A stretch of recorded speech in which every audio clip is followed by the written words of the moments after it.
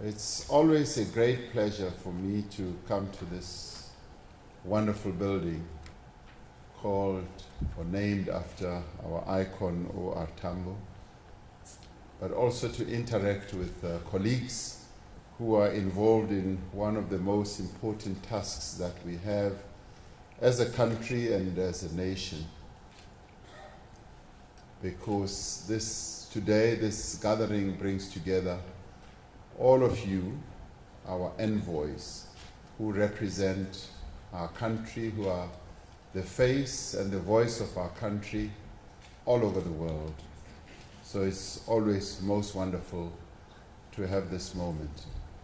And I know you come back home with a great deal of glee and joy, because some of you come back to have the opportunity to replenish your acha, your mlekwa, and all those wonderful things. I'm not going to name the country that I visited when one of our ambassadors pulled out a bottle of acha as we were having a meal, and I said, wow, even in this European high-level capital, you are still able to bring your acha, he says. And they said, well, whenever I go back home, I make sure that I replenish. So you don't have to confess what you've come back to replenish, but we know that you've come back home, not only for this, I'm afraid to say, Minister, they've come back home for a lot more than what you can imagine. Allow me to take this opportunity to thank you all for the work that you continue to do on our behalf, on behalf of the people of South Africa, around the world where you are deployed. And whenever I get the opportunity to interface with some of you in the countries that we visit, I always find and get really energized with the knowledgeable information that you have about the countries where you are posted and about a whole range of things that are germane to the countries that you are deployed to. So it's really, truly wonderful.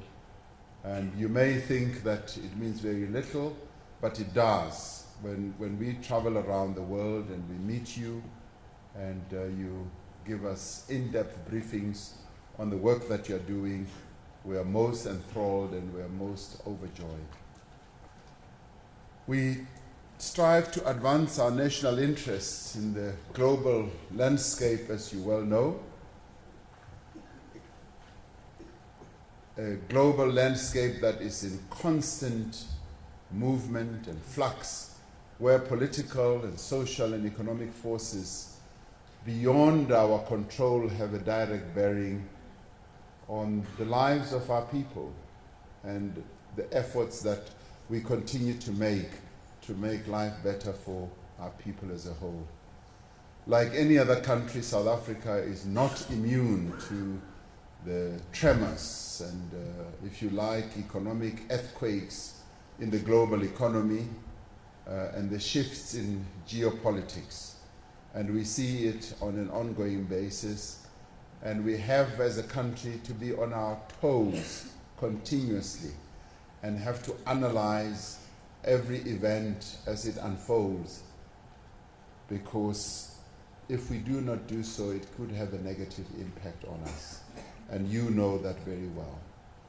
In the midst of global uncertainty, we are fortunate to have at the helm of our diplomatic service an experienced, and may I add, a very capable corps of people who can be relied upon, people who can be trusted, and people who have the capacity, like all of you, who represent our country out there. And we therefore steadfastly know that you promote our progressive international agenda as our representatives. In all our efforts, we are guided, as you well know, and as a country have always been guided by one strategic objective or other. And when we were in struggle, we all know we were guided by the Freedom Charter. And the Freedom Charter continues to guide us in most of the things that we do. And in fact, in my office, I have a chart that clearly delineates areas of the Freedom Charter where we have made progress, where we have stalled, and where we are yet to make progress, and a time frame that is also set out. But right now, we are guided by the National Development Plan.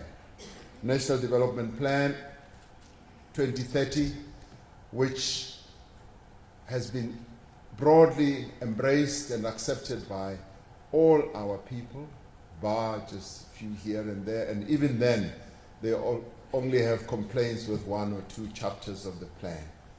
But more broadly, the NDP is our lodestar to 2030, and it is that that drives us and provides a roadmap for unleashing the capabilities of our people, the energies of our people, with a view of ensuring that we have a growing and an inclusive economy.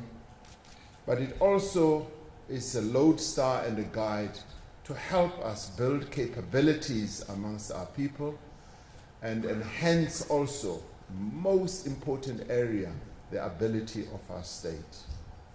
A state that has seen a lot of challenges, particularly in the past 10 years, where the state in a number of areas has seen so many challenges and has in some of them been weakened.